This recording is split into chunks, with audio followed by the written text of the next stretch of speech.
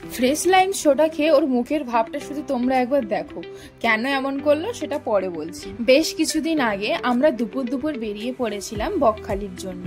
আমাদের বাড়ি থেকে বকখালি ওই 1.5 থেকে 2 ঘন্টার মতো। বেশ অনেকটা দিন পরে বকখালি গেলাম জানো তো। ওখানে গিয়ে আমরা প্রচুর ফটো তুলেছি আর অনেক অনেক আনন্দ করেছি। ফেরার পথে আমরা আমাদের ডিনারটা সেরেছিলাম কাকদ্বীপের মহামায়া রেস্টুরেন্ট। সমুদ্রের ধারে গিয়ে তো ওখানে কাঁকড়া, চিংড়ি আরো কত কিছু খেয়েছি, তাই রাত্রিবেলা ডিনারটা করতে না অনেকটা দেরি হয়ে গেল।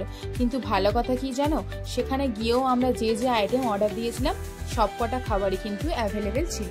যেমন প্রথমে নেওয়া হয়েছিল চিকেন বিরিয়ানি আর মাটন বিরিয়ানি। দুটোর টেস্ট কিন্তু দারুণ ছিল।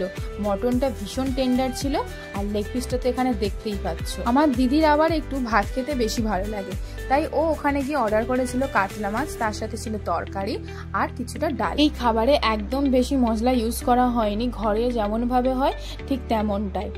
আমি নিয়ে নিয়েছিলাম ফ্রাইড রাইস আর চিলি ফিশ গ্রেভি।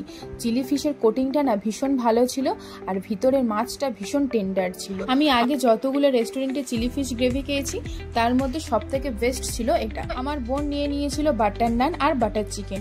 বাটার নানের পিসগুলো তোমরা শুধু দেখো যে কতটা বড় বড়, আর এতটা পরিমাণে বাটার দিয়েছিল না, এর আগে কোনো রেস্টুরেন্টে এত সুন্দর বাটার নান খাইনি। তারপরে অর্ডার দিয়েছিলাম ফ্রেশ লাইম সোডা। সেদিন যে কি করতে চিনি ছাড়া ফ্রেশ লাইম সোডা অর্ডার দিতে গিয়েছিলাম সেটাই ভাবছি। খেতে খুবই বাজে ছিল, তার রিয়াকশনটা তো আগে দেখতেই পেলে। আর অর্ডার করেছিলাম ব্লু লাগুন আর এই স্ট্রবেরি মজিটো। আর টোটাল কত বিল হলো তোমাদেরকে একবার দেখিয়ে দিলাম। ওকে বাই, তোমাদের সাথে দেখা হচ্ছে নেক্সট মিনি ব্লগে। সবাই অনেক ভালো থেকো, টাটা।